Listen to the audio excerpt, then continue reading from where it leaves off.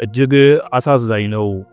በተወዳጅ የኦሮምኛ ሙዚቃዎቹ የሚታወቀው አንዱዓለም ጎሳ እጮኛ የሆነችው ሞዴል ቀነኒ አዱኛ ከፎቅ ላይ ወድቃ ሕይወቷ አልፏል ተብሏል። ድምፃዊው በፖሊስ ቁጥጥር ስር ውሏል የተባለ ሲሆን አስክሬኑም ለምርመራ ወደ ዳግማዊ ሚኒሊክ ሆስፒታል አምርቷል ተብሏል። ቢሊሌ በሚሉ ነጠላ ሙዚቃዎቹ ሰፊ ተቀባይነትን ያገኘው አንዱዓለም ጎሳ አያንቱ የተሰኘ አልበም ከወራቶች በፊት ለአድማጭ ጆሮ ማድረሱ ይታወሳል። ወጣቷ ሞዴል ቀነኒ አዱኛና ድምፃዊው በፍቅር ግንኙነት አብረው የቆዩ ሲሆን በአንድ ጥላ ስር ለመሆን እቅድ እንደነበራቸው የቅርብ ወዳጆቹ ይናገራሉ።